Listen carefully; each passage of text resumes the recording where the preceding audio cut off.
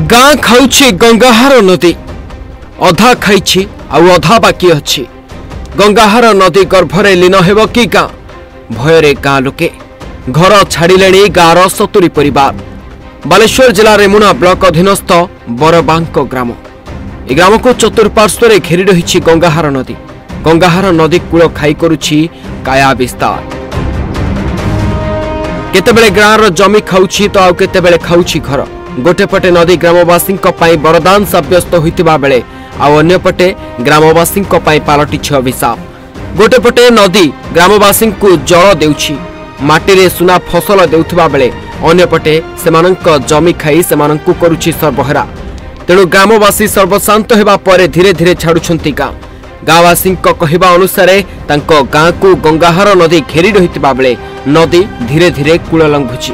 तेणु सेमानंक दाबी रहिछि जदि पथर नदी कूल पाइदेले आउ नदी कूल खाई पारंतानी। कांत जना घर बरबांक असुविधा होचु एठी जो गंगाहार नदी घेरिक रहिछि गाँ चारिपटे बन्या हेले यातायातर सुविधा बिल्कुल नहीं। पूरा समुद्र भलिया पानी माडिक रहिबो गाँ पूरा नदी गर्भरे रहिबो जीवा आसा सुविधा ही परनी।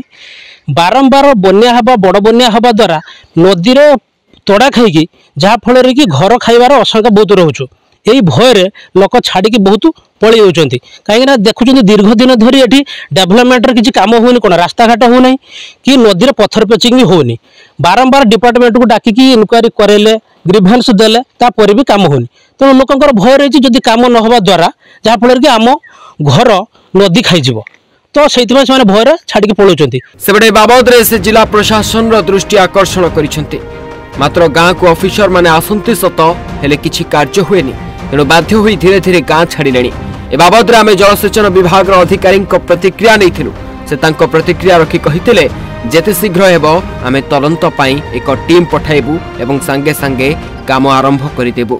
एक्चुअली आपन तो एक कथा कहिले मु आर निहाती पदक्षेप नेबी एवं मो मोर जेई एसडी को माजी निर्देश दउछि समान जिबे साइड इंस्पेक्शन करके आसीबे एवं आमे ताको इमीडिएट एस्टिमेट करी तार पदक्षेप न। तबे देखा जाऊ केवे आरंभ होइछि कार्य आ केवे जीव बरबांक गाँर दुख। रेमुनारू संयुक्त रानी भेरांक रिपोर्ट ओडिशा भास्कर।